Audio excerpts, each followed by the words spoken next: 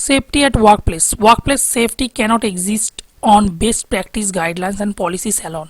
A safe working environment is based on how well the people in both management and on site adhere to and communicate about safety standards. The foundation of any successful workplace safety effort is one that encourages employees to identify unsafe behaviors and opportunities for improvement while also making well informed safety decisions during daily routine tasks. Here are few but not limited to guidelines that every assessor must follow to create a workplace safety environment based on shared responsibility. 1. Be aware of your surroundings. This step requires knowing the particular hazards of your job and workplace.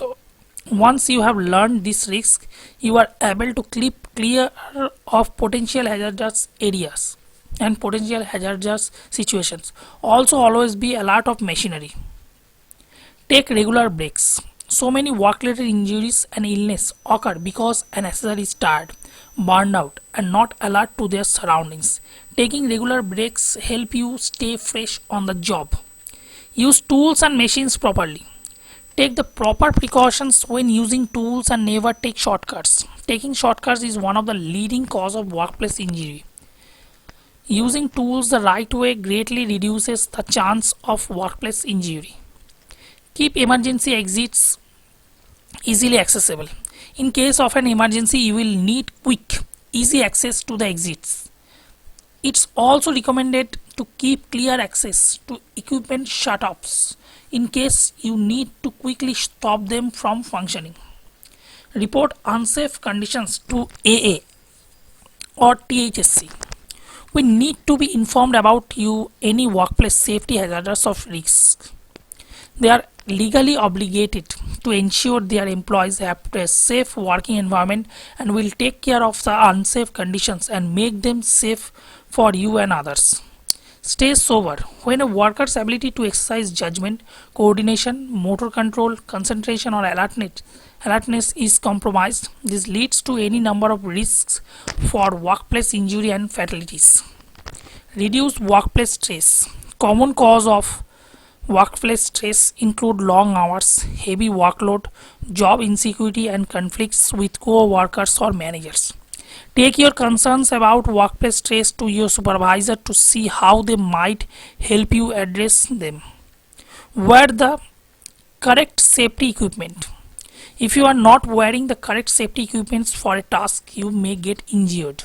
Depending on the job, equipment like earplugs, ear muffs and hard hats, safety goggles, gloves or a full face mask greatly reduced the risk of workplace injury. Handling emergency procedures. A workplace emergency is an unforeseen situation that threatens you, students or the public. It may disrupt or shut down your operations. It may cause physical or environmental damage. Emergencies may be natural or man-made. They include events such as the following: fire, fuel spillage, gas leaks, explosions, injury from machinery and equipment, fall, climbing accident, electrocution injuries, equipment failure, emergency as a result of environmental conditions, example heat, cold, wet, snow, wind, lightning, bushfires, floods, high seas, cyclones.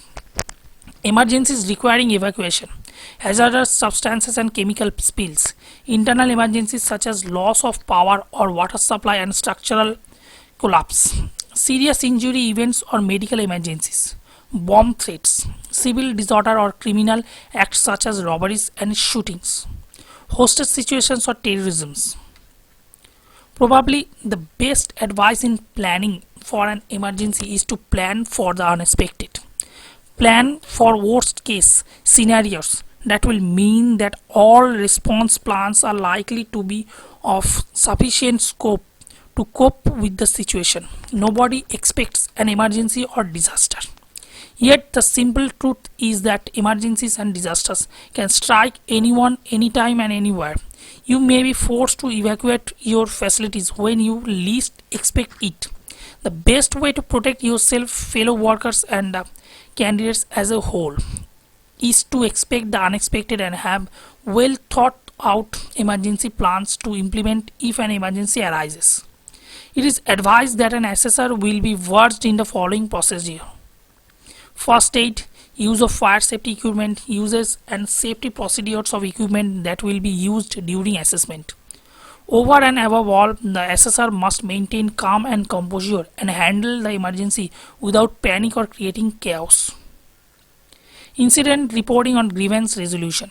All matter of serious concern or any grievance must be reported in writing to the Chief Operating Officer of Tourism and Hospitality Skill Council at the earliest, along with any or all supporting documents.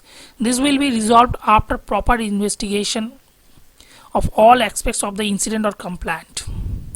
All involved will be given due chance to explain themselves. Action will be taken as per the policies and guidelines of NSDC or THSC. Assessor may first write to assessment agency or may report to THSC directly.